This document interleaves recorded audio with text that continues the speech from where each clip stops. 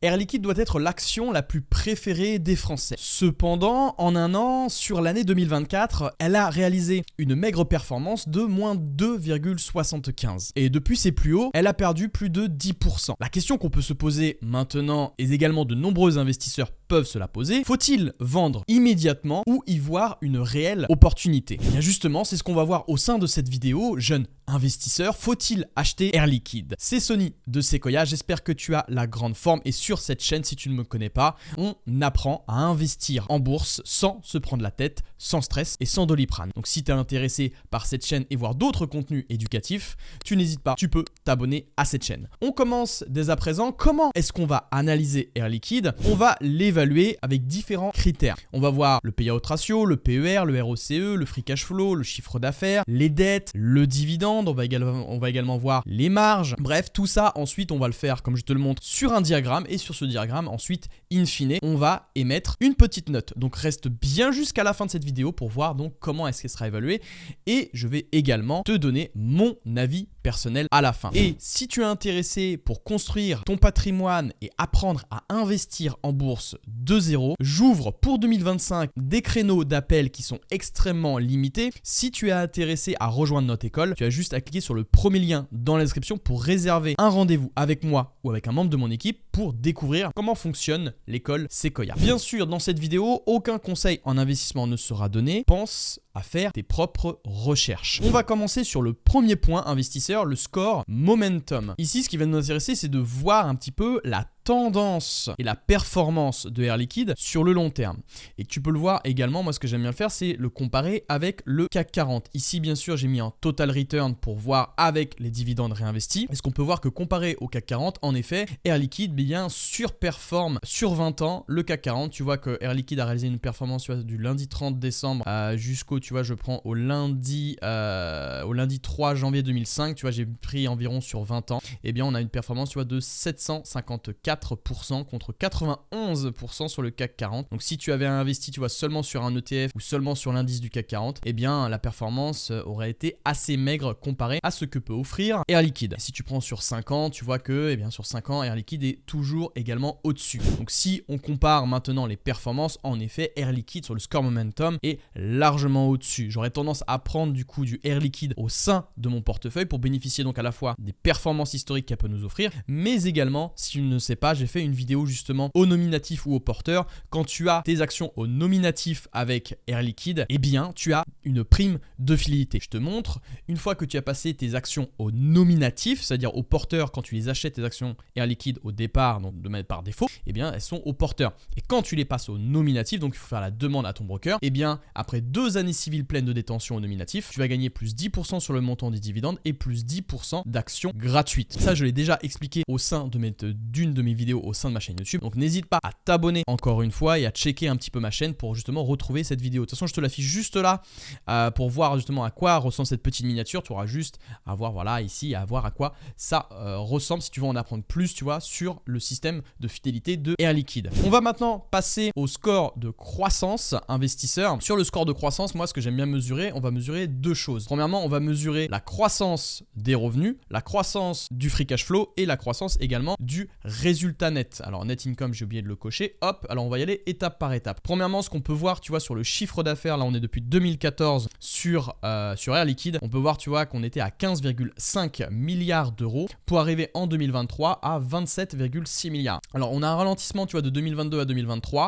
Cependant, ce qu'on peut constater, c'est qu'on a une tendance qui est quand même très haussière. Si on prend maintenant, j'ai envie de rajouter, tu vois, sur les attendus de 2024. En 2024, tu vois, si on regarde ici, on est à 27,08 milliards d'euros, ce qui est attendu, comparé à 2023 à 27,6. Donc en effet, on a un ralentissement de la croissance sur le chiffre d'affaires sur Air Liquide. Maintenant, si on voit maintenant sur le free cash flow, on peut voir que le free cash flow aussi possède, donc le flux de trésorerie possède une belle tendance haussière. Cependant, on voit également un ralentissement, tu vois, sur 2024, sur les prévisions par rapport à 2023. On a, tu vois, en 2023, 2,8 milliards d'euros et en 2024, 2,6 milliards. Donc attention, petit ralentissement à prévoir à la fois sur le free cash flow et sur le chiffre d'affaires. Et sur les résultats nets, par contre, cependant, on peut voir qu'on a une très très belle. Je trouve que la tendance, tu vois, sur les résultats nets, sur les bénéfices, eh bien, sont beaucoup plus en hausse chez Air Liquide. En tout cas, sont moins volatiles et donc sont beaucoup plus haussières, à une belle linéarité. Je mettrai donc un bon petit point vert sur les résultats nets. Donc maintenant, si on fait un bilan global de ce qu'on a vu, eh bien, le chiffre d'affaires, on peut constater que le CAGR, donc quand même, donc le Compound Annual Growth Rate, c'est-à-dire la moyenne de la performance, est de plus 4,38% sur 5 ans. C'est très correct. Cependant, voilà, comme j'ai dit, il y a un ralentissement en 2024. Sur le free cash flow, eh bien pareil, on a un ralentissement qui est à prévoir en 2024. Donc mon avis personnel sur Air Liquide, comme je le mets juste en bas, les prévisions sur le chiffre d'affaires et sur le free cash flow sont attendues en baisse. Donc attention, d'accord, à ne pas surréagir. Air Liquide donc maintient tout de même une croissance stable à long terme. Alors attention, ça reste tout de même des prévisions, d'accord, sur les résultats. Cependant, si les résultats sont vus un petit peu à la hausse, Air Liquide peut surprendre le marché et donc peut voir son cours à la hausse. Cependant, si c'est loupé, eh bien on peut s'attendre donc à une forte correction. Donc faut être vigilant là-dessus, bien entendu. Le score de santé maintenant, investisseur, j'ai mis directement les résultats sur la diapositive. Les dettes sur capitaux propres, on est à 55%. Et ce qu'on peut voir aussi sur Air Liquide, c'est que les capitaux propres, enfin en tout cas les dettes sur capitaux propres baissent d'année en année. Donc c'est un très bon point aussi. Air Liquide est une boîte extrêmement bien gérée, elle maîtrise extrêmement bien ses dettes. Le payout ratio également, on est à 55,04%. C'est les bénéfices distribués sous forme de dividendes. Là, on est à 55. Air Liquide possède encore de la marge pour augmenter son dividende et pour verser, surtout pour maintenir un versement sur le dividende. Donc ici, on est plutôt bien. Et la dette sur EBITDA, elle peut rembourser toutes ses dettes avec ses bénéfices en 1,5 ans. Donc ça reste quand même extrêmement rapide. Moi, je cherche, tu vois, une dette sur EBITDA inférieure à 1,5. Ici, on est bon.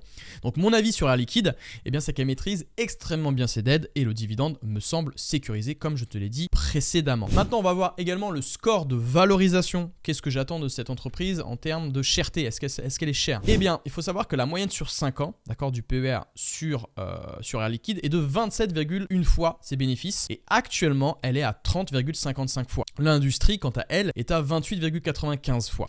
Donc là, mon avis personnel, alors de même que le PEG, d'accord, le Price Earning Growth, qui évalue la cherté de l'entreprise, mais sur la croissance des bénéfices attendus, donc sur le projeté. Quand c'est supérieur à 1, ça veut dire que c'est surévalué, c'est cher. Et donc là, on est à 2. Donc en effet, on peut considérer comme légèrement cher, légèrement surévalué. En tout cas, moi, c'est comment je le considère à l'heure actuelle. Moi, ce que je fais personnellement, c'est que j'attendrai un petit peu le temps que Air Liquide corrige légèrement. Mais en tout cas, ouais, elle est supérieure, elle est légèrement supérieure à sa moyenne sur le PER. Si on va maintenant sur le score de profitabilité investisseur, on se retrouve donc sur le site FinChat et on va jeter un œil sur l'évolution des marges depuis 2014. On peut voir que là, les marges nettes, tu vois, depuis 2014, eh ben, on était à 10,7 et là, on est à 11,2. Ce qu'on peut dire concernant les marges nettes de l'entreprise, c'est qu'elles sont extrêmement stables, d'accord? L'entreprise n'est pas trop impactée, mis à part en 2022, on a eu une forte baisse, mais sinon, ça reste stable depuis plus de 10 ans. Maintenant, on va voir les marges brutes. Alors, on peut constater cependant, depuis 2014 et bien également en 2022, on a eu une sacrée chute. Cependant, tu vois, en 10 ans, on a quand même une stabilité sur la marge brute, donc ça reste bon. Et si maintenant on va sur la marge sur free cash flow, est-ce que l'entreprise arrive à dégager de plus en plus de flux de trésorerie? Eh bien oui, tu vois que depuis 10 ans, tu vois, on était à 6% en 2014 et là on est à 10,4% en 2023. C'est un très très bon point ici qui nous indique que donc Air Liquide arrive à dégager de plus en plus de flux de trésorerie, de plus en plus donc de free cash flow. Ça c'est un très bon point également. Et donc si on fait un petit bilan du score de profitabilité, on voit que sur 2023 la marge brute était de 59,6% et la marge nette de 11,1%. Et donc ce qu'on regarde, tu vois l'indicateur Gold de Sequoia, et ben nous on veut des entreprises qui sont supérieures à 40% de marge brute. Ici c'est très bon. Cependant la marge nette, alors ça reste quand même par rapport au secteur. Analysez toujours les marges par rapport à son secteur. Est-ce qu'elle est supérieure face aux concurrents? Ça aussi c'est un indicateur pour mesurer si l'entreprise possède un avantage concurrentiel. C'est très important de comparer par rapport à d'autres entreprises et surtout sur combien d'années est-ce que l'entreprise a maintenu ses marges. On peut voir que donc Air Liquide, oui, possède donc de fortes marges nettes depuis de nombreuses années, donc ça c'est très très bon. Et donc mon avis par rapport à ça, eh bien depuis 2014, les marges de Air Liquide restent stables et donc elle maintient bien ses coûts sur le long terme et ça c'est extrêmement bon et surtout elle maintient bien ses coûts mais aussi elle parvient à augmenter son chiffre d'affaires et ses résultats résultat net et son free cash flow sur de nombreuses années. Donc ça, c'est un très très bon point aussi à souligner. On a maintenant le score de rentabilité. Le score de rentabilité, on va aller directement encore sur FinChat où je t'ai mis, donc on va calculer le ROCE, le Return on Capital Employed et le Return on Equity pour mesurer ici l'utilisation de la dette et des capitaux apportés par les actionnaires. Le ROCE, ici tu vois, on était à 12,6 en 2014 et ici on est à 12,5 12%, excuse-moi, en 2023. Donc si on prend par rapport à 2017, on a effectivement une belle hausse. Cependant, on a une chute, tu vois, de 2014 à 2017, donc à ne pas oublier tout de même. Mais on sent que depuis 2017, on a une forte hausse des retours donc sur les capitaux employés. Si on regarde maintenant le Return on Equity, cependant, voilà, là, petite lanterne rouge, ici je mettrais, parce que le retour, tu vois, sur equity, c'est-à-dire dans le retour sur les capitaux propres, eh bien on a une baisse. Tout de même, tu vois, légèrement, alors c'est très très léger, si on prend par rapport au pourcentage, mais on veut pas que ça baisse de trop non plus. Donc là, petit point à surveiller, petite lanterne rouge. Si maintenant on regroupe un peu tout, eh bien on a un score de rentabilité plutôt moyen, c'est-à-dire que le ROE, on se trouve à 12,4% en 2023 et la moyenne sur 5 ans, on est quand même à 12,48%. Nous, l'avantage concurrentiel, moi je considère une entreprise qui est supérieure à 20%, c'est plutôt un bon point. Et l'avantage concurrentiel, on voit que également pour le ROCE, on est à supérieur à 15%, enfin on souhaite une boîte supérieure à 15% et cependant là on est à 12%. Donc mon avis sur la rentabilité des capitaux propres employés, on est bien sur le ROCE depuis 2017 en hausse. Cependant, il faut faire attention sur le retour des capitaux propres, sur le ROE, Return on Equity, où on voit qu'on a une baisse depuis quelques années, donc à surveiller tout de même. Le score de dividende, maintenant, on va se retrouver directement sur Morning, et donc on voit que le score de dividende est plutôt assez bon, je trouve. Un dividende sans interruption depuis plus de 30 ans. La fréquence, donc une fois par an, il est versé en mai, le plus souvent, pour Air Liquide. Et donc on peut voir, tu vois, depuis 2012, on était à 1,37 € pour monter, tu vois, à 2,68 € en 2023 et voir en hausse, tu vois, en 2024, une jolie hausse, tu vois, pour monter à 2,91 €. Donc ici, c'est assez bon. Si on fait un bilan global du score de dividende, donc on a un rendement de 1,89, ça reste correct, d'accord, bien maîtrisé par rapport au payout ratio qu'on a de 55%. Et on a une belle croissance du dividende, la croissance annuelle sur 5 ans, tu vois qu'on est à 7,88%. Ce qui est intéressant aussi de regarder sur FinChat, c'est de regarder la partie dividende et de voir, tu vois, le dividend growth ici sur 5 ans, on est à 7,88, donc comme je te l'ai mentionné. Sur 3 ans, par contre, on est, tu vois, supérieur, on a une belle croissance du dividende. Tu vois, sur 3 ans, on a une moyenne de 8,58%.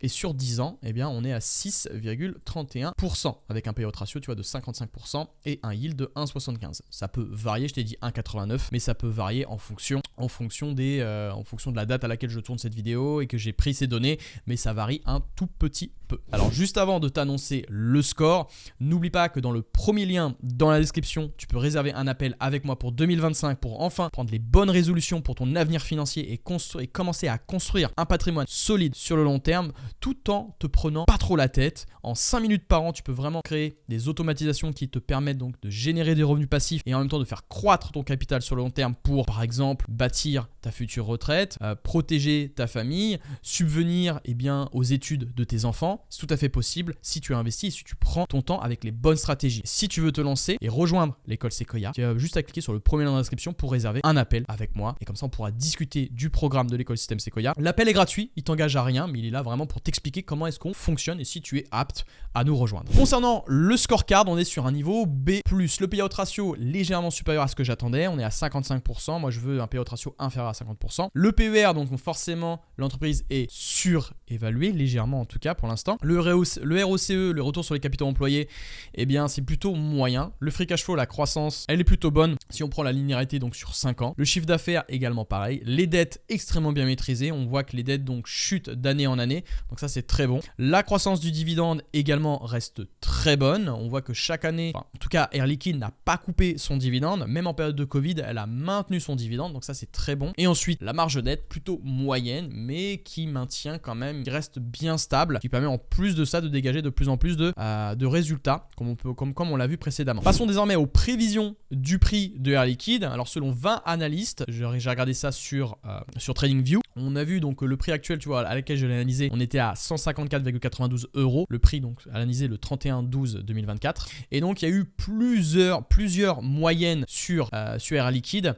On voit que le plus haut a été à 216 €, le prix moyen à 189,9 € et le prix bas à 149 €. Donc tu vois quand même que le prix moyen reste quand même sacrément au-dessus, et on a forcément de forts acheteurs concernant ce titre-là. On a une belle correction depuis ses plus hauts, on était à 160, si on regarde, tu vois, sur un graphique, sur ses plus hauts, on était à 179, c'est ça, 179 €, et là on a fait une belle correction du voie de moins 14. Cependant, si on regarde la moyenne, tu vois, la moyenne mobile ici de 200 jours, on va voir que quand ça a tapé ici, donc c'est remonté, et si on prend par rapport à ses plus hauts, enfin si on prend à son deuxième plus haut ici, et on peut constater qu'on peut encore corriger, tu vois, d'environ 21% si ça revient ici sur la moyenne mobile. Donc on va attendre un petit peu, et si tu ne sais pas de quoi, comment voir les prévisions, moi je vais sur TradingView et tu vas ici, tu vois, dans les 4 petits carrés, dans les métriques, et tu vas dans le prévisionnel ici, donc tu peux voir, voilà, les différentes projections, en tout cas tu vois, par rapport à 20 analystes. Donc tu peux voir que, comme je te l'ai montré, tu vois, 149 € le prix bas, 189 € le prix moyen, et 216 € pour un prix très très haut pour les plus optimistes. Et donc mon avis personnel est concernant le score de sentiment global,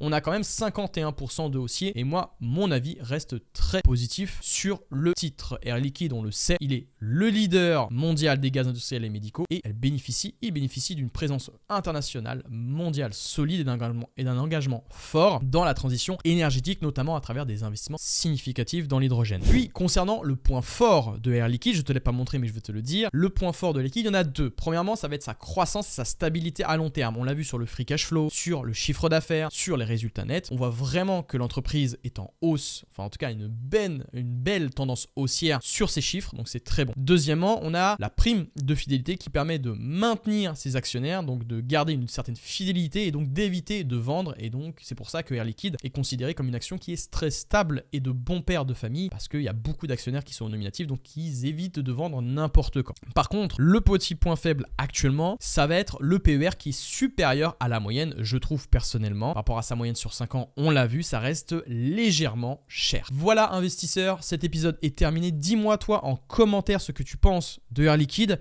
Est-ce que tu vas l'acheter? Est-ce que tu veux la vendre? Est-ce que tu vois une opportunité à long terme?